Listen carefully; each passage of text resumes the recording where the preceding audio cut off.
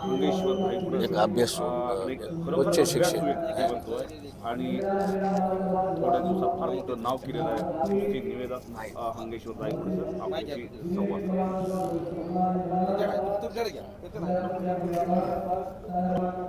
आत्ता जे बाबांनी सांगितलं की त्याच्यानुसार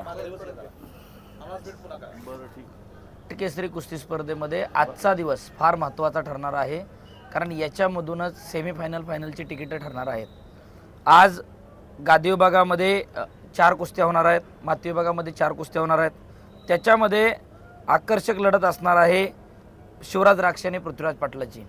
जी कुस्ती परिषदेने आयोजित महाराष्ट्र केसरीला कर्जतला आली होती, ज्याच्यामध्ये शिवराज राक्षेला पराभव स्वीकारावा लागला होता पृथ्वीराज पाटलांना. पृथ्वीराज पाटील हा आंतरराष्ट्रीय पैलवान आहे. आत्ताच 2 महिन्यापूर्वी ग्रँड प्रिक्समध्ये आंतरराष्ट्रीय टुर्नामेंटमध्ये भारताला त्याने मेडल मिळवून दिलेलं आहे. एक अनुभवसिद्ध सातत्यानं स्पर्धात्मक कुस्तीची तयारी करणारा पैलवान. तर दुसऱ्या बाजूला शिवराज राक्षे बलदंडा ताकद आक्रमण करणं ही त्याची पहिल्यापासूनची रणनीती आहे. पहिल्या 3 मिनिटात प्रतिस्पर्ध्याला संधी न देता विजय मिळवणं ही त्याची खासियत आहे. आजच्या स्पर्धेचं खऱ्या अर्थानं वैशिष्ट्य किंवा आजच्या दिवसाचं वैशिष्ट्य आहे की ती लढत पाहण्यासारखी होणार आहे. दुसरी लढत आहे ती हर्षवर्धन सदगीर आणि अक्षय मंगवडेची. हर्षवर्धन सदगीर एक वेळचा उपमहाराष्ट्र केसरी, एकदा महाराष्ट्र केसरी आहे, सिनियर नॅशनल मेडलिस्ट पैलवान आहे. त्याची आणि मंगवडे पैलवान जरी कुणाच्या आज खिचगंतीत नसला तरीसुद्धा एक उच्च विद्याविभूषित पैलवान आहे, जो स्वतः MPSCचा अभ्यास करता करता पुन्हा एकदा कुस्ती क्षेत्राकडे वळला आणि फार चांगल्या कुस्त्या करत मॅटवरती खास कुस्ती करण्यामध्ये ज्याची हुकूमत आहे. कारण बालेवाडी अधिवेशनाला विष्णू खोसेसारख्या पैलवानांना त्याने पराभूत केलं होतं. त्याच्यानंतर जे त्यावेळेचे त्याच्या हापला पडले सगळ्यांना त्यांनी झेरीस आणलेलं तो अक्षय मंगवडे पैलवान आहे. हे प्रेक्षकांनी विसरता कामा नये, कारण कोणत्या क्षणाला तो कुस्ती बदलू शकतो, हे त्याला काय स्थिती आहे, किती बर्डन घेतो त्याच्यानुसार त्या कुस्तीचं ठरणार आहे. त्याचप्रमाणे पृथ्वीराज मोहोळ 1 साइडेड कुस्त्या करत आलेला आहे. आपण पुन्हा एकदा डबल महाराष्ट्र केसरीच्या इराद्याने उतरलेला आहोत. त्यानं कालच्या लढतीत दाखवून दिलं. बॅकथ्रो डावाचं त्याने अत्यंत सुंदर असं अप्रतिम आतापर्यंतच्या हंगेश्वर रायगुडे 3 दिवस झाला आपण सगळेजण कुस्त्या बघतोय. एक नंबर ब्रॅक थ्रो मारला असेल तर पृथ्वीराज मोहोळ म्हणजे त्यानं प्रतिस्पर्ध्यांना दाखवून दिलंय मी पूर्णपणे तयारीत आहे, मी कुस्ती करणार. बॅक थ्रो जे अखंड महाराष्ट्रावर प्रसिद्ध झाला, आता तो नेटलाही गेला. असा बॅक थ्रो आता तोच फोटो प्रत्येक हँडल वरती जाहिरातीवरती आखाडे असतील त्याला येणार. त्याला पृथ्वीराज मोहोळचा बॅक थ्रो गाजणार. तो प्रेक्षकांना बॅक थ्रो पाहावा असं हे कुस्तीचं मैदान आहे. 125 किलो म्हणजे महाराष्ट्र केसरी गटामध्ये फार दुर्मिळ गोष्ट आहे बॅक थ्रो मारणं. ते पृथ्वीराजने करून दाखवले आणि त्यानं प्रतिस्पर्ध्यांना आव्हान दिल्यासारखं आहे की मी तयार आहे, कुस्ती खालून वरून कशी कुस्ती करण्याची माझी क्षमता आहे. त्याच्यामुळं पृथ्वीराज मोहोळ माझ्या अंदाजानुसार गादी विभागामधून फायनलला यायला हवा, कारण त्याची लढण्याची पद्धत, काल केलेल्या कुस्त्या, परवा केलेल्या कुस्त्या आणि त्याच्या चेहऱ्यावरती झळकणारा आत्मविश्वास, त्याच्यावरून तो गादी विभागामध्ये फायनलला येणार. पण खालच्या हाफमधून जो शिवराज राक्षे, पृथ्वीराज पाटील, हर्षवर्धन सदगीर आणि अक्षय मंगवडे याच्यामध्ये कुस्तीचा निकाल काय लागतोय, कारण 3 महाराष्ट्र केसरी एका हापला आहेत आणि 1 महाराष्ट्र केसरी वरच्या हापला आहे. त्यामुळे या 3 महाराष्ट्र केसरी मधून कोण येणार, कारण सदगीर हा पूर्णपणे हुशार डोक्यानं कुस्ती करणारा पैलवान आहे. ज्या प्रेक्षकांना माहिती नसतं त्यांच्या माहितीच तो सांगतो. 2019-20ला अभिजित कटके पूर्णपणे फॉर्ममध्ये असताना बालेवाडी अधिवेशनामध्ये भल्यांचे अंदाज त्या पैलवानांनी चुकवले सदगीरनं आणि महाराष्ट्र केसरीची गदा खांद्यावर घेतली. त्यामुळं सदगीरला कमी समजण्याचा आणि मध्यंतरीच्या काळामध्ये त्यांनी मैदानी कुस्त्या सुद्धा कमी केल्या होत्या.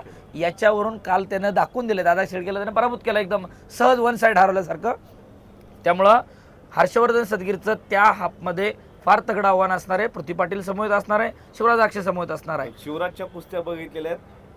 2 दिवस झाला आपण सगळेजण शिवराज राक्षेच्या कुस्त्या बघतोय. आला की नुसतं धुमाकूळच घालतोय. बरोबर, थांबणे त्याच्या रक्तातच नाही. 10-0 3 मिनिटाच्या आतमध्ये निकाल लावणं ही आजपर्यंतच्या शिवराजच्या जेवढ्या कुस्त्या तुम्ही बघा, सगळ्या महाराष्ट्र केसरी किंवा आतापर्यंतच्या जेवढ्या स्पर्धा त्याने खेळल्यात, 3 मिनिटाच्या आतमध्ये निकाल लावणं ही त्याची खासियत आहे. त्याच्यामुळे त्याचं ते 3 मिनिटं थोपवणं हे प्रतिस्पर्ध्यांना फार जड जाणार आहे. आजची कुस्ती कशी होईल काय वाटतं? आजची कुस्ती पृथ्वीराज पाटील आणि शिवराज राक्षे मागच्या वर्षी झालेली, पण आज काय होऊ शकतं? शेवटी आज झालेली गोष्ट, कारण इतिहासाच्या भग्नावशेषावरती भविष्य सांगता येत नसतं, त्याला वर्तमानात कष्टच करावं लागतं. मागच्या वर्षी हरवलं म्हणून यंदा हरवेल असं ग्राह्य धरता येत नाही, कारण काल केलेलं कष्ट आज कामाला येत असतं, काल केलेली मजा ही आजचं नुकसान करत असते. शिवराजनी मेहनत घेतलेली नक्कीच आहे. पृथ्वीराज पाटील पहिल्या 3 मिनिटात किती रोखण्यात यशस्वी होतो त्याच्यावर कुस्तीचं गणित अवलंबून आहे. अगदी बरोबर. दोन्ही पैलवान माझ्या फार जवळचे आहेत, परंतु पहिली 3 मिनिटं जर पृथ्वीराजनी रोखलं तर कुस्तीचा निकाल काही लागू शकतो. पण पहिल्या 3 मिनिटात जर शिवराजनी आक्रमणावर आक्रमण जर करत राहिली तर मात्र पृथ्वीराज पाटीलला पराभव बघावा लागू शकतो, एवढा मी कॉन्फिडेंटली बोलतोय.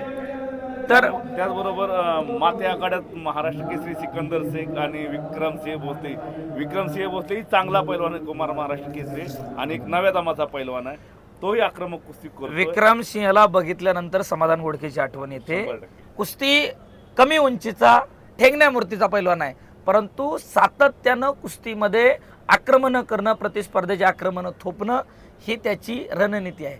कमी वयामध्ये प्रसिद्धीचा आलेला विक्रम भोसले, त्याला कमी लेखण्याचा प्रयत्न कोणत्याही पैलवानानं करू नये. नरसिंग यादव, समाधान घोडके ही उदाहरणं आहेत आपल्या समोर, की कमी वजन उंची असताना सुद्धा महाराष्ट्र केसरी होता येतं. पृथ्वी पाटील आहे आणि माती विभागातून रवी चव्हाण पण ते दाखवतोय. अगदी हंगेश्वर 100% सांगतो, दमा खासाचा अंदाज त्याच्या कुणाला लागलाच नाही, अजून नाही लागला. अजून लागला नाही. आणि आजच्या सत्रातल्या आणि उद्याच्या सत्रातल्या रविराज चव्हाणच्या कुस्त्या बघा, आणि तो जादू करणार म्हणजे करणार. सिकंदर शेख विक्रमसिंह भोसलेचा निकाल काहीही लागू शकतो. शेवटी कुस्ती आहे, 2 पायाची वावडी आहे, पण त्याच्यामध्ये निकाल काहीही लागू शकतो, कारण दोन्ही पैलवान हलून कुस्ती करतात. ओपनचा पैलवान जेवढा वाकून कुस्ती करेल तेवढी कुस्ती त्याला सोपी जात असते. विक्रमसिंह ठेंगणा आहे, कमरेत वाकून कुस्ती करतो. सिकंदरही कमरेत वाकून कुस्ती करतो, फक्त वजन आणि ताकद जास्त आहे. सिकंदर किती वेळ वाकून उभा राहणार याच्यावरती कुस्तीचं गणित अवलंबून आहे. ते आपण बरोबर आहे. आणि महेंद्र गायकवाडची कुस्ती उद्या, आज इम्रान मुजावर बरोबर आहे, एक नव्या दमाचा पैलवान आहे सांगली जिल्ह्याचा इम्रान, तो सुद्धा महेंद्र बरोबर कडवी टक्कर देणार आहे. कारण त्यानं आत्ता जे हरवलेत, सिद्धेश पाटीलला हरवलंय, त्याच्यानंतर पार्थ पाटील मुंबई शहरच्या हरवलंय, ज्यांना त्यांनी हरवलंय ते सगळे चांगलेच होते.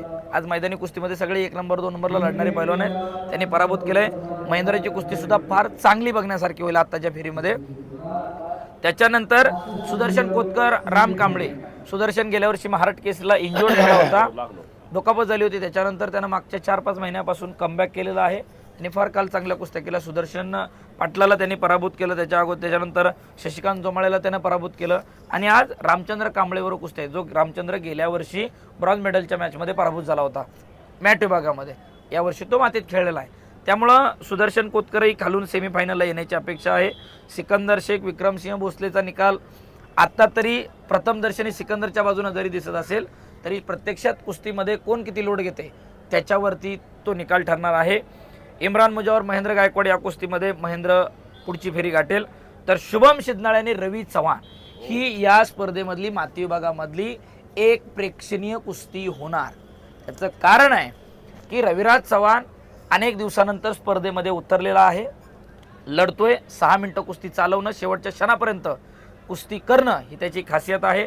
तर शुभम शिंदनाळे ज्यानं हिंदू गर्जना केसरीमध्ये सिकंदर शेखला पराभूत केलं, थार गाडीचा मानकरी ठरला, बाबा त्या ठिकाणी पुकारायला होते.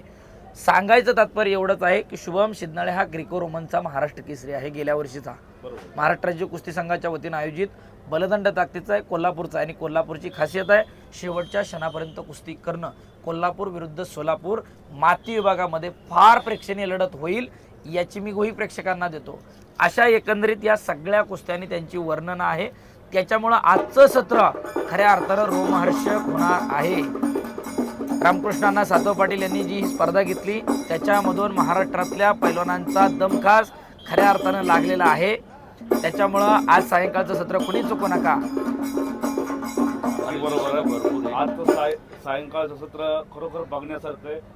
तुम्ही कमेंट्स बॉक्समध्ये सांगा आजच्या कुस्त्या कशा होतील आणि महाराष्ट्र केसरी 2026चा कोण होईल हे कमेंट्स बॉक्समध्ये सांगा. आणि असेच नवनवीन व्हिडिओ आपली कुस्ती यूट्यूब चॅनलवरती बघा. तुम्हाला महाराष्ट्र केसरी कुस्ती स्पर्धेतील व्हिडिओ बघायला मिळतील आणि जुन्या कुस्त्या पाहायला मिळतील. एवढंच सांगतो, या ठिकाणी थांबतो. धन्यवाद.